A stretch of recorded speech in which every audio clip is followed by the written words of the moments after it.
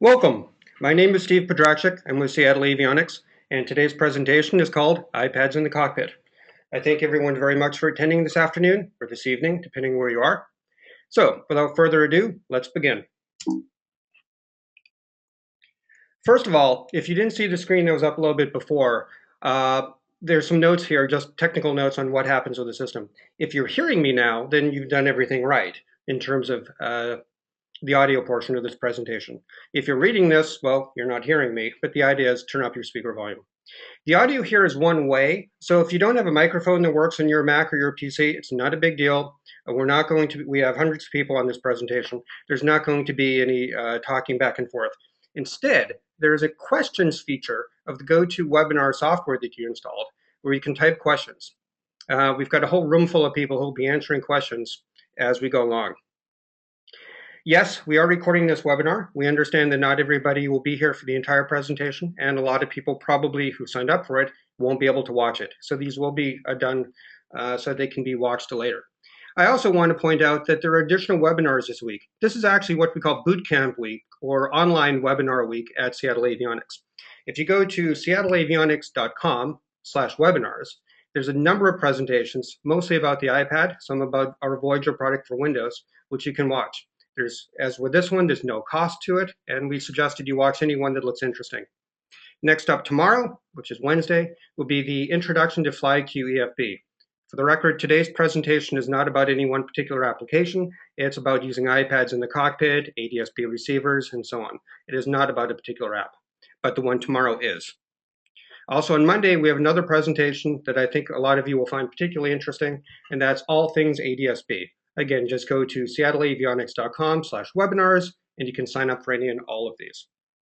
Okay, first of all, then let's get to why you should listen to me. Well, not that you can really tell, but let's pretend that I'm tall and good looking. And we all know that the statistics are that tall and good looking people get listened to more. So let's just pretend I'm tall and good looking. The reasons, though, why you should listen to me, though, some good reasons, is that my company, Seattle Avionics, has been making aviation programs for, well, it says here 10 years, but it's actually closer to 11 years. We began making a product called Voyager for Windows, which is still in use today by a whole lot of people. In addition to that, Seattle Avionics has sold what we call our chart data brand of aviation data to all the major iPad vendors, not only, or almost all the major iPad vendors. We've also made data available for Aspen, for Dynon, for Bendix King, for lots and lots of other companies. Something like 20 companies use our aviation data. So we talk to a lot of companies, a lot of pilots, and of course we're pilots ourselves. So we do have some concept of what works in the cockpit and what doesn't. In addition, we also have some first-hand experience with iPad apps, because about a year ago we began making, for AOPA, a product called FlyQ EFB. At the same time, we didn't design it, but we made it, the Bendix King My Wingman product. So we've actually made two completely different iPad applications, as well as a Windows app, and as well as selling data to all of these folks. In fact, speaking of data, we're the only company other than Jepson to ever get the FAA certification for our data. Not only that, we also have European data available, so it's not just US. So the point of the story here is simply that we kind of know what we're doing. We're probably some good folks to listen to, and we'll hopefully give you some good tips, some good tricks, and some good advice on using the iPad in the cockpit today. Quick, which one of them is the iPad mini? 3 seconds. Is it the one on the left, the middle, or on the right? If you said any of the above, this was a trick question. None of those are actually an iPad mini. The one on the left is actually an Amazon Kindle Fire. The one in the middle is a Microsoft Surface. And the one on the right is a Google Nexus 7. They all look like an iPad mini though, don't they? That's kind of the point, is that in terms of tablets, although this presentation is about the iPad, the fact of life is that the iPad is not the only tablet on the planet.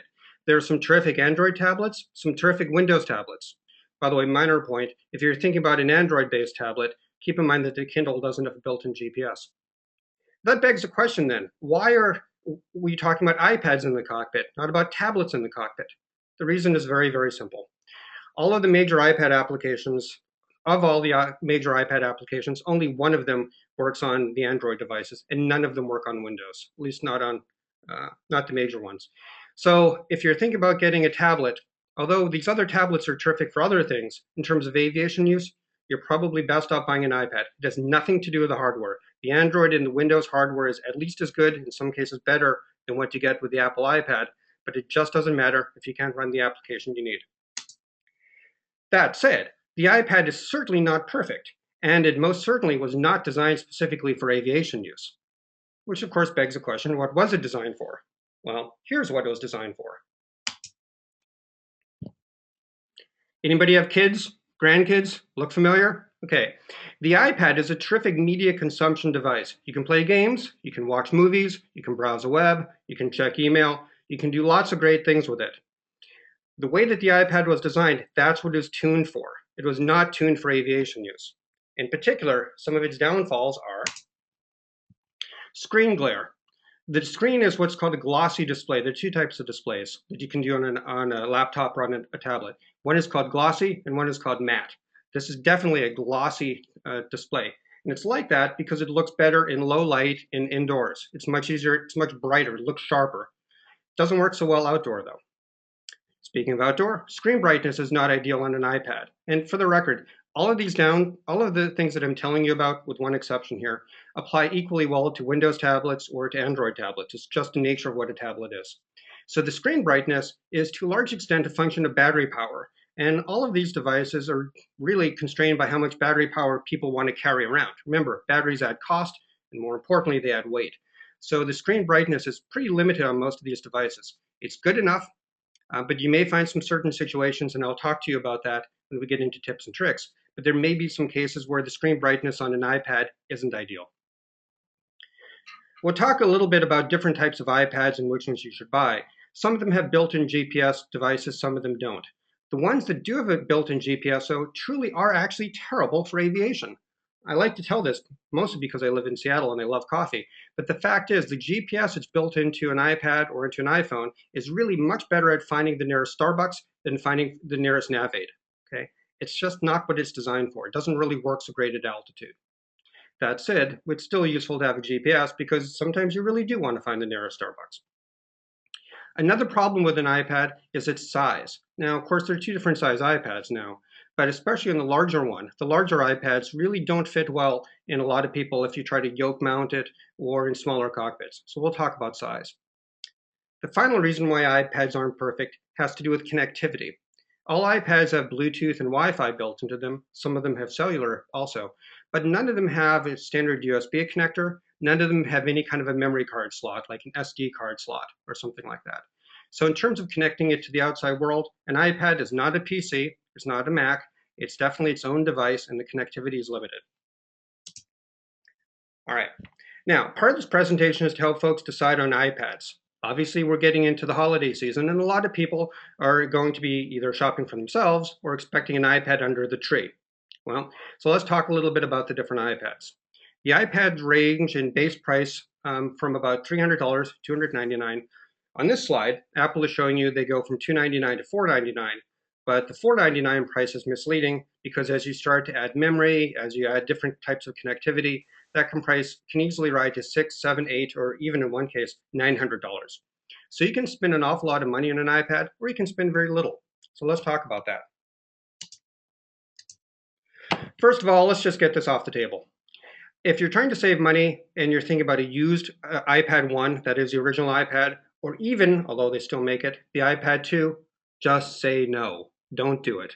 These devices are simply too old. Keep in mind that computer technology is a lot like dog years. A 2-year-old computer is like about a 14-year-old computer.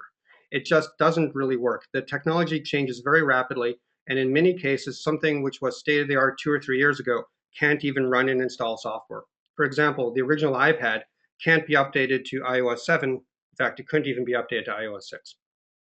The iPad 2 also has much lower hardware requirements than most of the other newer iPads. Now, size does matter, gentlemen. Not in that way, though. Size matters because there are two different size iPads. The larger iPad is what's now called the iPad Air. It was previously simply called the iPad. And the smaller iPad, the mini, is about 7.9 inch, so let's call it 8 inches. The reason why this matters is it depends a little on what you fly.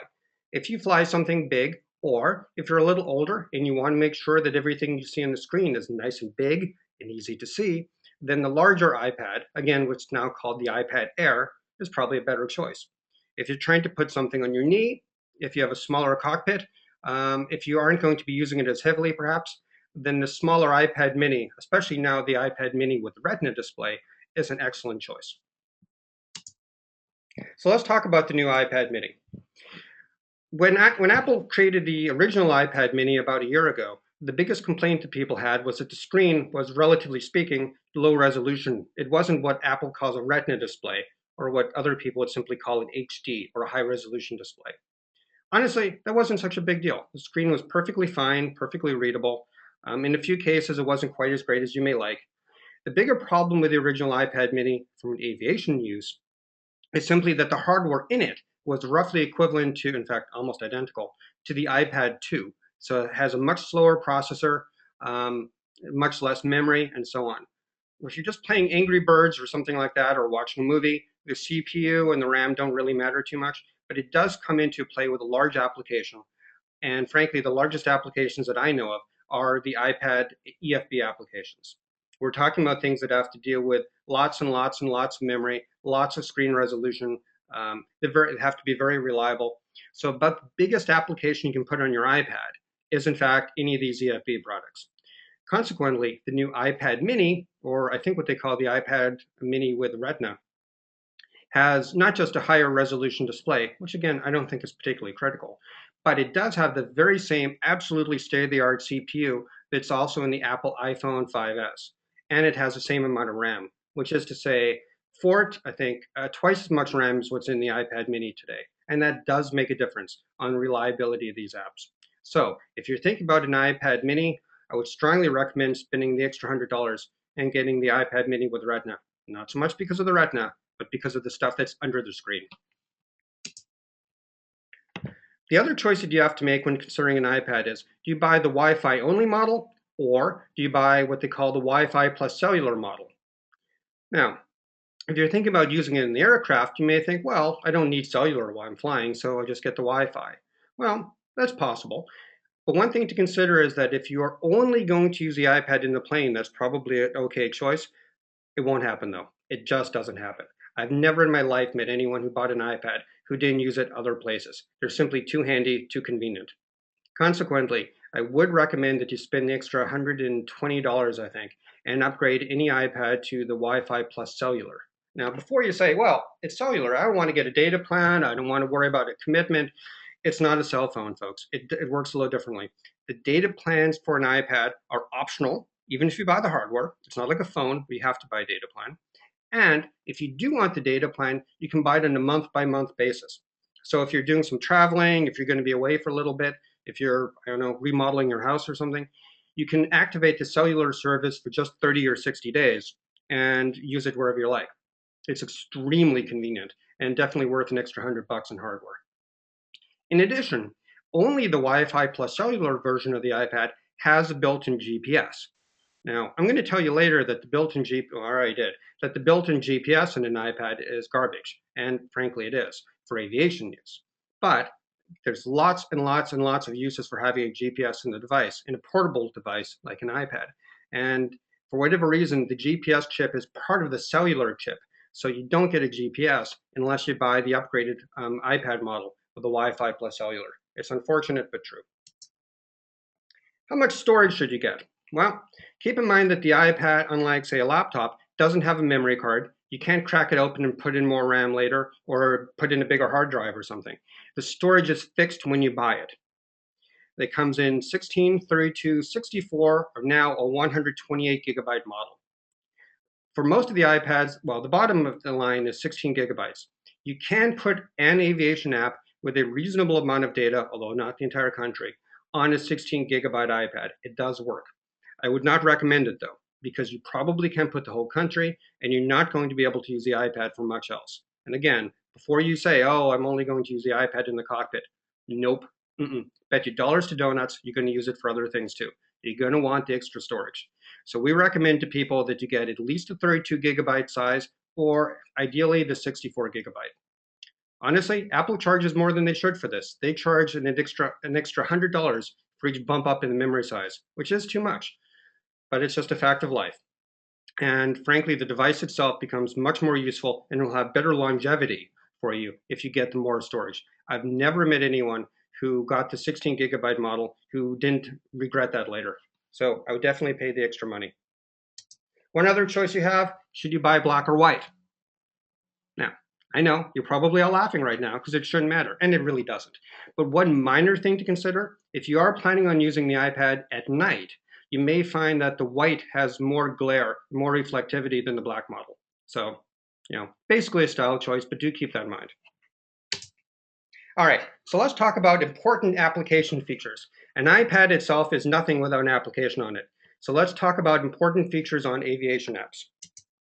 Number one, the first two or three are extremely critical. Number one, it has to be easy to use. If it's not easy to use, it really doesn't matter what else it does. Easy to use actually has two different components. One is easy to learn. Can you discover it? It's called discoverability. Can you discover the feature? Sometimes that's a little more difficult on some apps and on others. But once you get over that learning point, after discovery, you get into more how fast is it to use? How efficient is it? And those two things are often not the same thing. For example, back in the ancient days of Microsoft DOS on computers, people who really knew how to use DOS and who were familiar with all the typing it required could really whiz through the computer. It was extremely hard to learn, but once you learned how to do it, it was very efficient. So there's a difference between learning an application and efficiently using it. But any way you slice it, any iPad app in the cockpit, flying is your first job. Navigation is your second job. Using the iPad doesn't even get onto the list. So it has to be easy to use. It has to be reliable. One thing in terms of reliability, Apple makes it very clear that applications can only use so much memory in the iPad. If they begin to use too much, the operating system may terminate the application. This happens all the time, especially on the iPad mini, because it has less memory than the other iPads. A good way to solve this is to try to close down the other apps that you may have. Now, the operating system will try to shut down all of your other running apps before it shuts down the one that's in the foreground, the one that you see on the screen. But sometimes those apps don't shut down quite fast enough, and the foreground application will get terminated, will get closed. So the bottom line, before you fly, use the feature on your iPad to terminate or shut down all of the other apps. And you can find out how to do that by looking it up online. You have to be able to read the text on the screen. It's very, very easy, especially for programmers who are 25 years old, to write applications that have lots and lots and lots of information on the screen that is perfectly readable to them without wearing glasses and without a moving cockpit. Unfortunately, most pilots, or a very large number of pilots, are in their 50s, not 25, who are reading glasses, and they have an annoying tendency to actually fly airplanes. So it's not like sitting at home in your living room. So the text on the screen must be easily read. If you find yourself squinting while you're looking at it in your living room, it's not going to work in flight. We think that a really important feature on an application is a split screen capability, especially with the larger iPads, but truly even on the iPad mini. The ability to see either two maps or a map and an approach plate, airport information, weather, maps, all of that at the same time is super critical, we think. We think there's simply no excuse for an application today that doesn't have split screen. I'm going to talk briefly about 5 apps. 4 of them do split screen capability. So it's not like it's a difficult feature to find in apps today. We also believe very strongly, and we're going to talk about ADS-B in a little bit more detail today, and then in a lot more detail in this dedicated webinar about ADS-B on Monday. But one thing I would say is that there's an awful lot of ADS-B receivers out there. There's approximately 8 or 10 that I could name off the top of my head right now. And we think it's extremely important that the application that you pick works with multiple ADS-B receivers so you aren't locked into that application for life just because you bought an $800 box. We don't think that's fair at all. Another feature that's up and coming is what's called 3D synthetic vision in AHRS. AHRS is basically a 3-dimensional gyro, so it can get you yaw, pitch, and roll. If you have a system that can handle 3D synthetic vision, that has an AHRS especially, what it means is that you have the ability to, in case of power failure or some kind of an emergency in the plane, you have a pretty good representation on your iPad of exactly what you see out the screen. Super handy as a backup for IFR situations especially. Vector maps is a critical, well, it's not, vector map is an extremely important feature which is coming along right now. As it happens, of the 5 apps that I'm going to talk about, only 2 of them have vector maps today, but it's a very handy feature. What is a vector map? A vector map means that instead of using the FAA maps, which are what are called raster maps, they're pictures. Instead of using those picture maps, which really don't zoom in and zoom out, and you can't rotate the text. As you rotate a sectional, the text may get sideways or upside down on you. If you have a vector-based map, that means that the computer is using its internal database to draw the map on the fly. Very, very handy. It means that you can intelligently declutter, zoom, very, very nice. There are only 2 or 3 apps out there that do that. By the way, I would also point out that of all the features I list here, no one application does all of these. And I think that's pretty important to understand, is that you're not going to find the perfect app. Another feature that we think is very important, the ability to save you time and to save you money. All of the applications will do some kind of flight planning, either by rubber banding or typing in waypoints or something like that. A couple of the applications also have a wind optimized auto router in them, which, coming from our flight planning background with Voyager especially, we think is extremely important. That means if you plan a flight from, say, Seattle town to San Francisco, if the system can intelligently get you there based on the winds aloft, in the fastest possible amount of time, it saves you real money in terms of buying fuel. And we think that's a pretty darn good feature.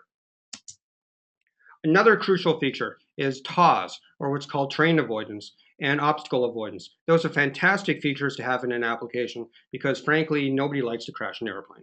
What these mean is that a TAWS system will use usually yellow and red to colorize terrain which is either near you or above you so you don't hit it. Obstacles are another thing. Systems can blink or do something else to warn you that an obstacle is nearby. This is the kind of stuff that can truly save your life. When you're learning how to use a product, we think that a built-in GPS simulator is extremely important. 3 of the applications have one built in. In addition, being able to hook up something like X-Plane is a decent substitute too. The idea is that before you get into the cockpit and fly with it, it's extremely useful to having practice flown with it before, especially in a new application. So obviously, GPS simulator isn't going to be something to use in flight, but it's going to be something that you use while learning how to use the application that will make you safer and more efficient while you're in flight. Finally, there's a whole lot of technology that's going into the cockpit right now. Things like the Aspen connected panel, for example.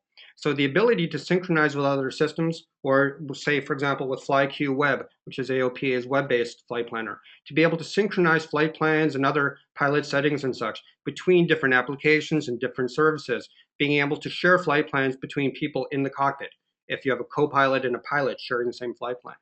All of that kind of other synchronization and so on is an extremely useful feature to have in an app.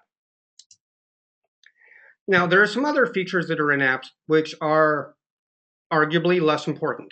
Now, I know this ahead of time. I'm going to mention a couple of features that we think are less than critical in an iPad app, and we're going to get a lot of flame mail, I know I am, on these particular features, but I'm going to do it anyway. I'm going to explain why. So here are the 2 features. The 2 features are Scratchpad and Documents. The reason why these are nice to have, no question about it. It's nice to have a Scratchpad to write down the clearance. It's nice to have your FAR aim and other documents on board too. The reason why I'm saying that these are less important in an iPad aviation app is they are not aviation-specific features. You can get these things by using another application. It is not something like TAWS or like a GPS signal, or there's many, many, many features that are very specific to aviation apps that you need to have built into your aviation app. These are not features like that.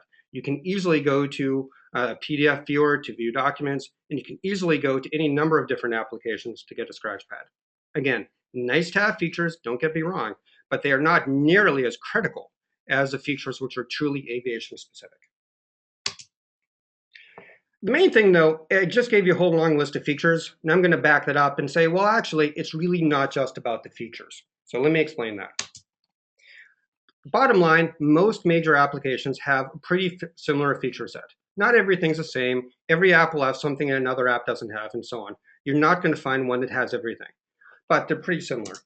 The key, though, isn't so much what. It isn't what the feature is or how many features it is, but how the feature is implemented. What am I talking about? Let me give you an example. going to show you what airport information looks like in the three leading applications. And you can take a look and see what the differences are. It goes to the design philosophy of the product. First up is ForeFlight. I'm looking up airport information for my home airport. It's called Payne Field. Its official name is Snohomish County Field. Its ident is KPAE. This is the airport information screen from ForeFlight. Now, hopefully you can see my mouse. Above the blue approach thing, you can see a couple of things. I'm moving my mouse a little bit now. There's a top section of the screen that gives you great basic information, some of the common frequencies and so on.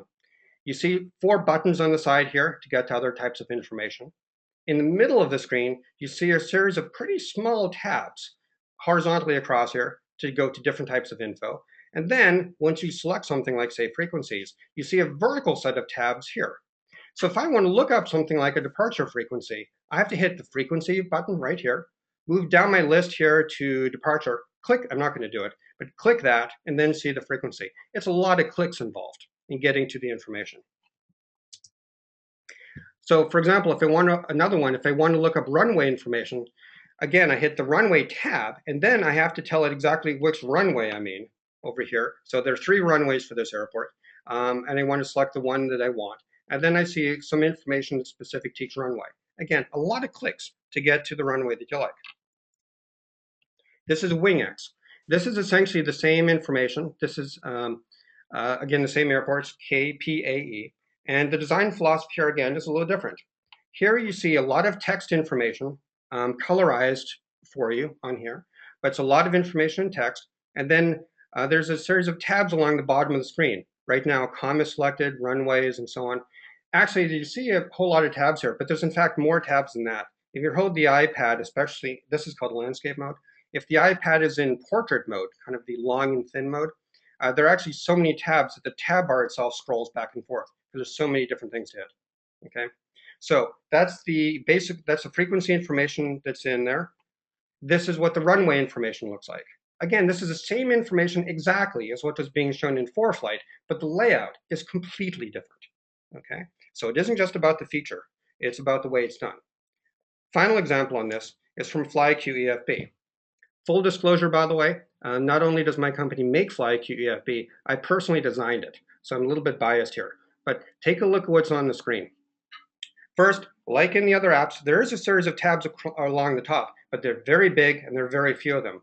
More importantly, all the basic information, remember we talked about COM frequencies and runways with the other 2 apps? The COM and the runways are both visible at the same time on this screen. In addition, I see a satellite image and I see an FAA georeference diagram with a wind arrow pointing to the north at 12 knots, telling me what the surface winds are like. There's a lot of information here, and yet it's extremely clear and very easy to lay out. A lot fewer clicks. On the other applications, this took several clicks to get to information. Well, here it's only on 1. The point being, this isn't to criticize or to elevate any one particular app. The point is that there's a lot of different ways to skin a cat, and everyone who writes an iPad application has a different outlook, a different philosophy. So don't just take a look at a feature grid and go check, check, check between features. It's actually very useful to use the apps first to understand how the feature is implemented. So let's talk a little bit about the apps. There are essentially, let's say 5 applications that are reasonably common out there. Number 1 that everyone has heard about is ForeFlight. It has a price tag, depending on exactly which flavor of data you get, of between about $75 and $150. It is definitely easy to use, but frankly, it's not known as being particularly powerful. It has a user interface which was designed originally for the first iPhone, and it kind of looks that way in a few cases, in my personal opinion. And again, this is my personal opinion on here, but it is very easy to use, it is reliable, and it's obviously a very, very good product. The one below it, WingX, is kind of the opposite. WingX, I don't think anyone would actually say that WingX is easy to learn. It has a very unusual user interface. It may be efficient once you learn it, but it is certainly not easy to learn. On the other hand, it has every feature in the kitchen sink. It is far and away the most powerful iPad application out there. It has just about every feature you can think of. So in terms of raw power, WingX, between $99 and $299, is a good choice. The third app that's really common out there is AOPA FlyQ EFB. If for the VFR, that's $69 a year, and for IFR plus VFR data, that's $119 a year. This application is kind of in the middle between those 2. We think, and again, I'm biased here, we think that it's at least as easy to use as ForeFlight and has much, but not all, of the power that's in WingX. So the whole point here is to come up with, in FlyQ, with something that's both easy to use and powerful. Next up is Garmin Pilot. Obviously, Garmin makes great stuff. A VFR subscription can be as little as $49 a year for that, or as much as $225 if you buy all of the add-ons. It's an extremely pretty product. I would argue it's the prettiest, most attractive product of the bunch. Its user interface, though, is a bit unusual. It's actually designed to look very similar to a lot of their handheld GPS units, which isn't a bad idea. If you're familiar with the 396, 496, 696, and so on, then you'll be pretty at home with the Garmin Pilot. The last one that's popular is My Wingman by Bendix King. That runs, it's either $99 a year for VFR or $140 for IFR plus VFR. It has some unique features, like not only does it have a split screen, it actually has a three-way split. Its 3D synthetic vision view has the ability to look outside the aircraft, kind of the chase plane view. So it's a little bit different. Its user interface is kind of non-standard by iPad applications, but it's kind of fun to play with too. You do things like drag and drop between windows. If you ever saw the movie years ago with Tom Cruise called Minority Report, it's a little bit like using that. You're flipping windows back and forth. So let's talk about weather in the cockpit. There are three different ways to get weather in the cockpit. Number one, all of the applications can download weather from the internet. It's pretty straightforward. The problem with that, obviously, is that you can't get internet while you're flying, so there's no in-flight updates. If you're just a VFR pilot, like me, for example, that's probably okay. If the weather is bad enough so that I need to worry about dodging a thunderstorm, as a VFR pilot, I'm not flying. I don't need in-flight weather. The other big advantage of downloading the weather from the internet is pretty obvious. It's free. XM weather. XM has by far the best data that's available right now in flight, no question about it. It's higher resolution than ADS-B. It has more data products than ADS-B. The equipment cost is roughly comparable to an ADS-B receiver, about $800 or so. The downside is the one in the middle, that's $55 a month, which can even be higher than that, depending on your data subscription. So the problem with XM is kind of the get what you pay for thing. You get excellent weather, but it's definitely going to cost you over $600 a year to get that weather. In the middle is kind of what you call free. This is the free stuff that you get from the government. It's ADS-B, which is weather, and I'm going to talk more about ADS-B in a minute, but this is weather being broadcast from a ground station. It's a lot more limited than XM, but you get the basics. You get next ride radar, you get METARs and TAFs, you get TFRs, you get airmets and SIGMETs, you even get PIREPs and winds aloft data, and it's all free. The equipment cost can run anywhere from about $500–600 up to about $1,400, but that's it. There's no monthly fee, no annual fee. It's free. It's paid for by your tax dollars. Okay, so those are the three ways to get weather in the internet. In terms of applications, two of the applications support XM. Those would be Garmin and ForeFlight. All of the applications support ADS-B as well. Okay, just keep that in mind. So let's talk a little bit more about ADS-B details. Right now, the blue dots represent areas where you can get ADS-B coverage, and the gray areas represent areas where you can't. So if you're on the East Coast, the West Coast, or the South, you're pretty well covered. If you're flying in, looks like Montana or, I don't know, someplace like that, North Dakota, then you're a little bit more out of luck. So the coverage is good now. It's getting better. The FAA's original goal was to have the entire country filled out by the end of 2013. But looking at middle of November right now, I'd say that's probably not happening. But nonetheless, they do seem to be doing pretty well. From an ADS-B receiver, you get two types of data. You can get weather data and you can get traffic.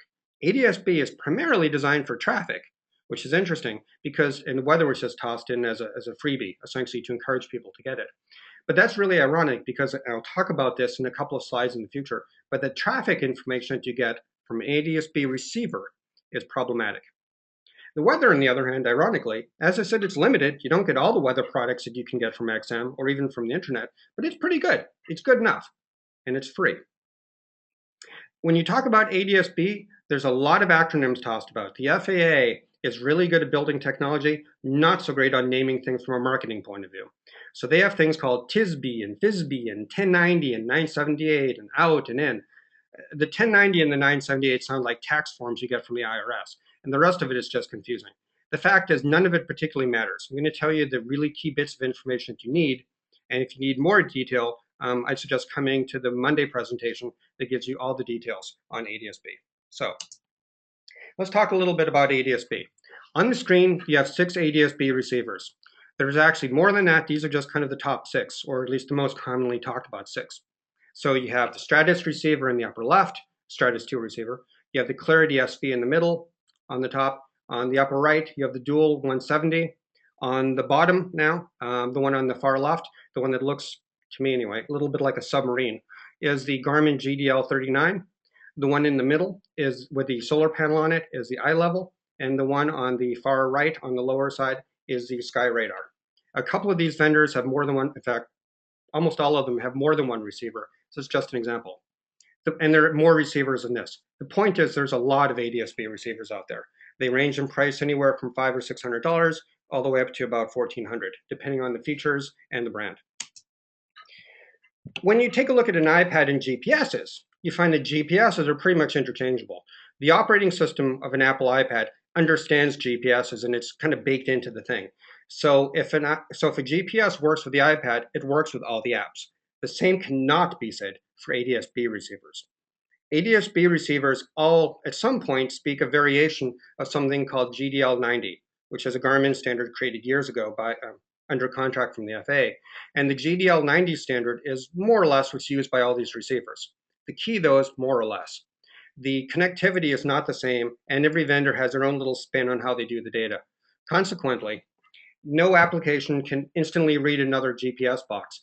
An application has to be specifically tuned for each individual ADS-B receiver, and that's really, really important. And I would actually go so far as to say that I would absolutely avoid any ADS-B receiver that only works with one application. Similarly, I would avoid apps that only work with one ADS-B device. There's simply too many good ADS-B boxes out there. The prices are dropping, the features are getting better, and if you lock yourself into one ADS-B receiver or one application, I think you're doing yourself a disservice. Of the 5 applications that I've talked about here today, 2 of them work exclusively with one ADS-B receiver. The ForeFlight obviously works exclusively with Stratus. Stratus works exclusively with ForeFlight. Garmin Pilot works exclusively with a GDL39, and the GDL39 works exclusively with Garmin Pilot. The other 4 ADS-B receivers work on most of them anyway, work on most of the other applications. So if you buy those 4, you can choose whatever application you want. If you choose the other ADS-B receivers, you're locked into a particular application. And given the price of these ADS-B receivers, you're not really encouraged to move to a different app. And that's really unfortunate, because as apps get better, it means you can't switch to a different app.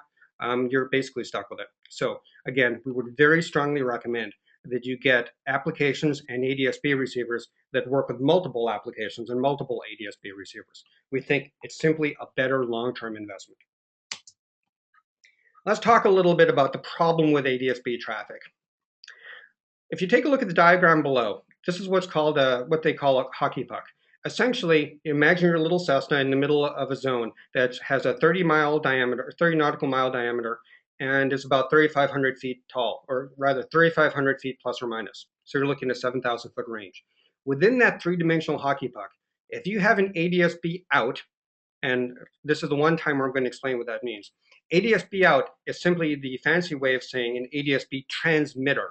If you have an installed certified device, because there are no portable devices like this, if you have an expensive certified device in your plane that has an ADS-B out transmitter, then the ground station, if you're near a ground station, will transmit to you all the weather that is within 30 miles of you or within 3,500 feet of you.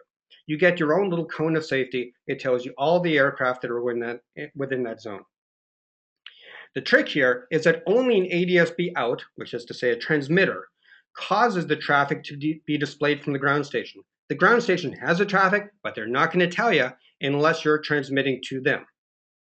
That said, if you happen to be nearby that aircraft with an ADS-B receiver, like all these portable devices, then you can pick up the traffic, which is really meant for somebody else. But it's not like an internet connection that's point to point. It's a broadcast. So any other receiver that's in the area can listen in and get the traffic that's being sent to the other aircraft. It's important to note that all portable devices, all the ones on the previous page, are what's called ADS-B in, or more reasonably called an ADS-B receiver. They do not transmit. Consequently, you get no traffic transmission from the ground. You can listen in if there is traffic, but you can't force it to happen. Well, what does that mean? Most planes right now don't have an ADS-B transmitter, don't have ADS-B out. So they don't force the traffic to be transmitted. Well, what does that mean? Here's what it means. Take a look at the screen. This is from the WingX King My Wingman product. We're using an ADS-B receiver. We have we have the ADS-B traffic layer turned on, and when you look at the app, it looks gorgeous. I don't see any traffic in the area. We're in Florida right now, lots of airports, but no traffic to worry about. Problem is, it's wrong. There was lots and lots of traffic in the area. The reason why you didn't see all this traffic wasn't because of a bug in the application or a bug in the ADS-B transmitter or anything like that, ADS-B receiver. That's not it.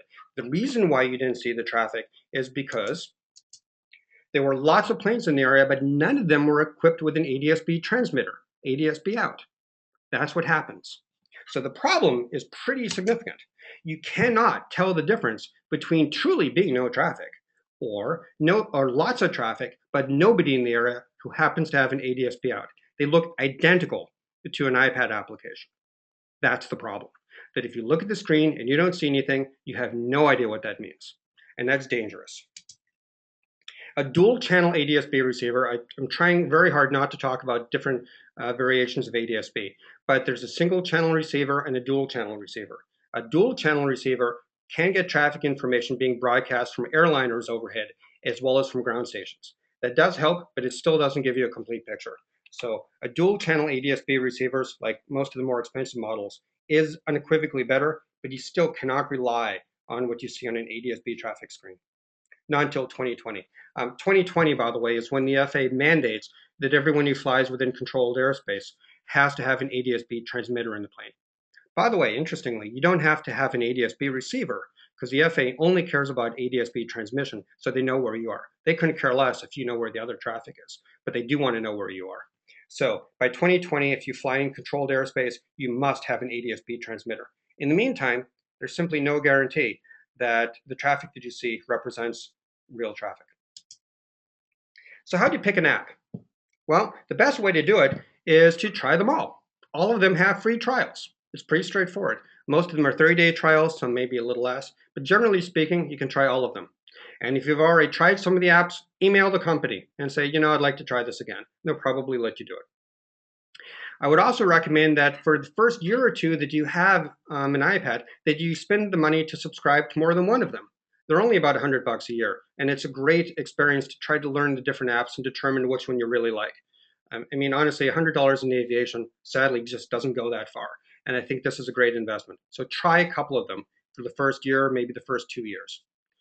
When you're trying them, don't just play with it for 5 minutes. Don't download the app and just install it and see it run for a couple of minutes. Read the documentation. Watch the training videos. All of them have extensive training videos, and they can really save you a lot of time. That's particularly important, by the way, if you're already using another application and you're familiar with how that app works. Another application may be as easy, possibly easier to use, but doesn't work in quite the same way as the one you're used to. If you watch the video, 10 or 15 minutes watching a video can often give you an awful lot of good information. We'd also recommend, because ultimately this is going to be a long-term relationship that you have with the manufacturer, we'd suggest you call them, email them, ask them questions. Even if you don't really have a question, see how long it takes them to answer it and how well they answer it. Okay? It's important that you work with somebody that you're going to want to work with for a long time. When looking at the application, we suggest you pay a lot of attention to the workflow, how you use it, not really specifically to the features. Does the app work the way you expect it to work? Again, after watching the videos, so you unlearn maybe the way that certain apps work. Does it work in a way that's fast and efficient in the cockpit? Okay. The exact features, the reason why the features I'm saying are a little bit less important is kind of the last bullet point. Don't pay too much, all the products are going to add new features. So don't pay too much attention to that, but think about the design philosophy of each product. Another point, which is important for those of us who are, again, not in our mid-20s, is can you read the screen? Can you read the text? Was the text designed to be read in a living room by a 25-year-old? Nothing against 25-year-olds, but they have better eyesight than the rest of us have. So you have to think, if the aircraft is shaking a little bit, if it's low light, if it's dim light, can you read the screen? There's definitely a wide variation in these applications on text size and on features to be able to read the text. One final thing, all of the applications I showed you here, or at least 4 of them anyway, all of the applications there get extremely high reviews on the Apple App Store. They get a 4-star review or a 4.5-star review out of 5. Nobody gets a 5. Most of the apps get a 4.5. What that basically means is that for the apps that are really common, like the ones that I listed here today, you're going to get a good product out of it. But you may occasionally run across a quote from 1 or 2 users for each of the apps that just is completely off the ball negative compared to everyone else. The people who post are not necessarily representative of most users. So just kind of keep that in mind. So a couple of tips when you're flying in the cockpit. Number 1, and this is kind of obvious, check to make sure the data is downloaded before you fly. I know this sounds obvious, but you don't have internet in the plane. And sometimes applications, especially ones like, say, FlyQ or ForeFlight, will download data on the fly, as it were, when you're sitting at your desktop. So if you move the map over to a new part of the country, it will download a little bit of that map, but it may not download the high resolution. If you're going to actually be in the plane, that what's called ad hoc download doesn't work. So you have to make sure that you pre-download the data using the download or the data management feature built into your application. They all have one. They work differently. Some applications make it easier to know if you have all the data you need before your flight than others, but they all basically have the same feature. You should also, and this is really obvious, but just remember, ensure that your iPad and your GPS or your ADS-B receiver or anything else that you plug in is fully charged before you fly. That means make sure that your kid isn't playing with the iPad just before you fly the plane, okay? Sometimes you got to watch those kids. We also recommend very strongly that even if your iPad has built-in GPS, that you spend about if you don't have an ADS-B receiver, all ADS-B receivers have a built-in GPS. If you don't have an ADS-B receiver, we strongly recommend that you buy an external GPS, even if your iPad has one built in. We personally prefer the Bluetooth models because they're just easier to use, more reliable, less clicking in the plane. The reason for this is because the external GPSs, which are typically about $90 to $100, all are WAAS-enabled GPS units, are more aviation grade than the one built into the iPad. They'll simply give you not just a more accurate signal in terms of your latitude, longitude, and altitude, though they will definitely do that. More importantly, they will give you a much more reliable signal. The internal GPS on an iPad will cut out from time to time. An external GPS is going to give you a far more reliable signal. It's definitely about the best $100 you can spend on an iPad. Little tip, turn off the Wi-Fi feature on your iPad unless a particular device that you're using needs it. In iOS 7, this is pretty easy to do. You can swipe up from the bottom and turn off Wi-Fi or put it into airplane mode, essentially. The trick there is if you're using a Bluetooth iPad, you want to put the device into airplane mode, which turns off all the wireless, then manually turn the Bluetooth back on. Okay, just a little trick there. In general, that will save power because your system is not trying to transmit and try to find cell towers and all that, so it saves power. It also just kind of generally reduces the flakiness of the iPad. When you fly, there's a tendency sometimes to take sharp turns or to go up and down, to hit chop and so on. The iPad will automatically rotate between landscape and portrait mode unless told otherwise. There's a lock switch on the side of the iPad. By default, you can set the lock switch to either be a mute button, like on a phone, and unfortunately that's the default setting, or you can set the lock switch to keep rotation from happening.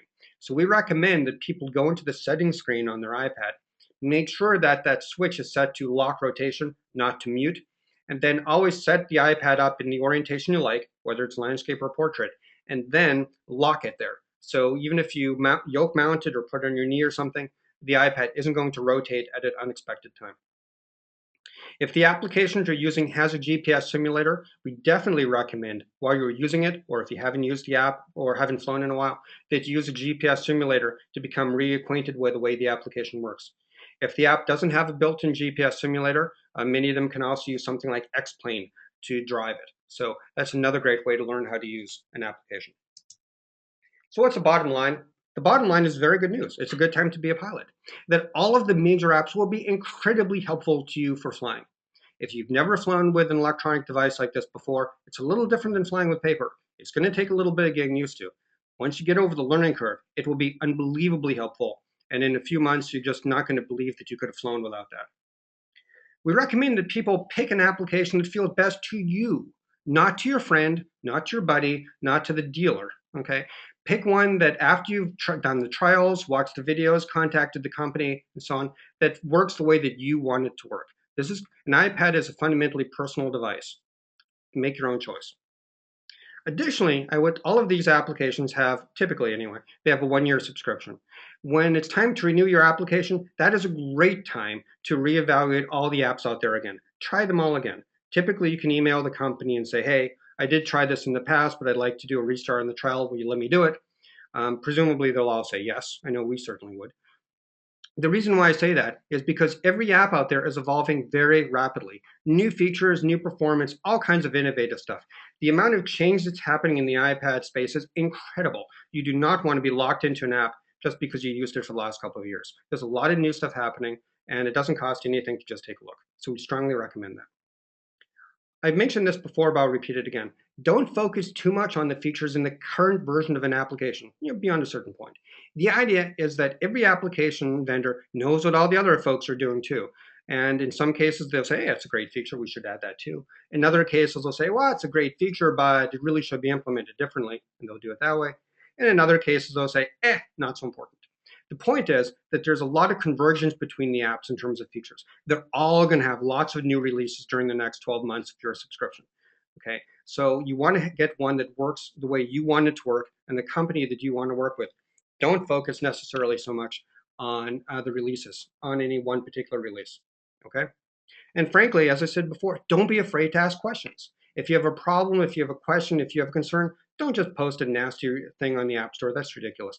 Ask the company if you're missing something, if there's something confusing. I'll give you a very specific case in point. Many of the applications out there, when you want to find information about the map, something on the map, like an airport or a navigate, on many of the apps, you tap on the map and you get it. Well, in some of the apps, like FlyQ, for example, you don't tap on the map, you double tap on the map.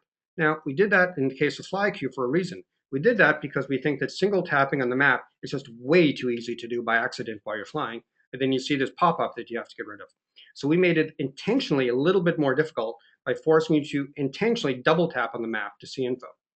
Problem is, if you didn't think about that, if you were used to using another app that's just single tap, you single tap on the map, say, gosh, this thing doesn't show me airport information.